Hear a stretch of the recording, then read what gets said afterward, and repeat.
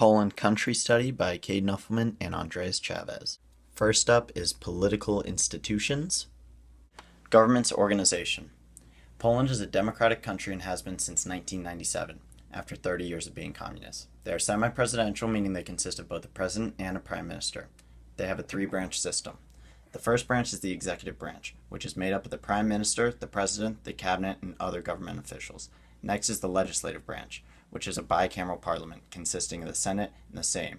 The Sejm has 460 elected members, while the Senate only has 100 elected members. Both re-elect every 4 years.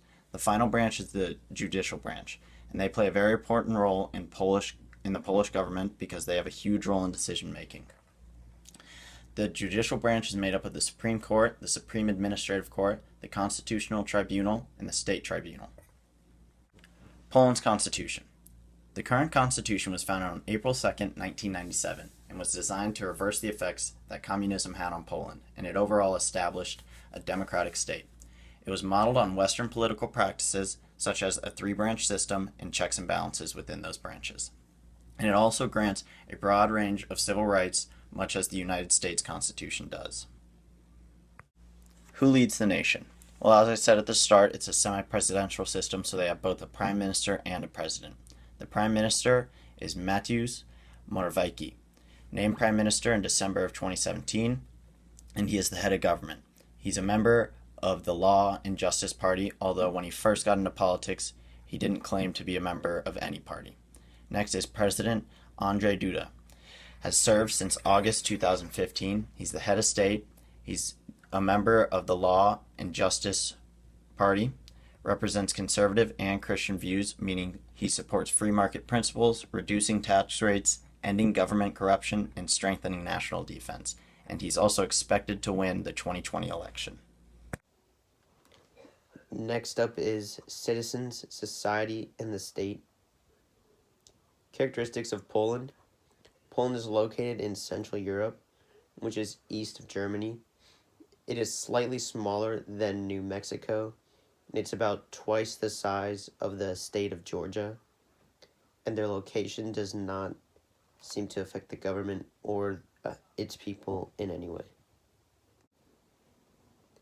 Religious and cultural groups of Poland.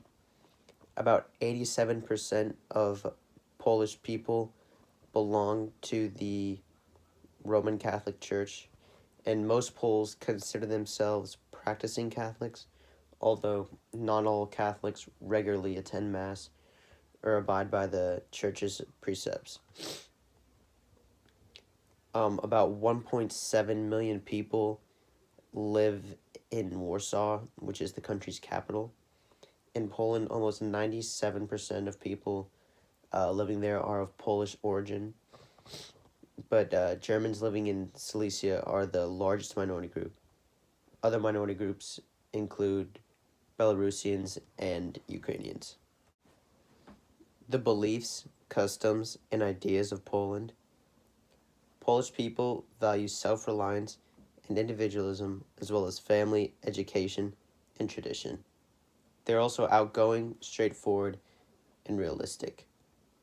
Polish people are known to be proud of their cultural heritage and their ability to survive war, territory losses, and subordination to other nations.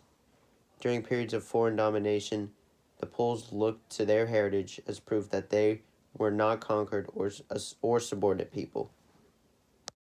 And finally is public policy.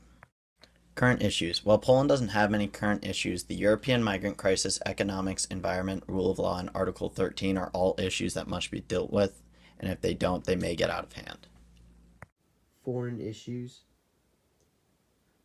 Pretty much the only main issue with Poland internationally is that Poland has implemented stricter border and trade laws so they can restrict illegal immigration from Belarus and Ukraine.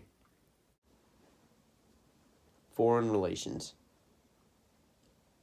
Poland and its neighbor Germany have been enemies before, but are allies now. In 1939, Germany invaded Poland, which started World War II, but both countries are now allies and partners. They both have about the same amount of power when compared to each other at this period in time.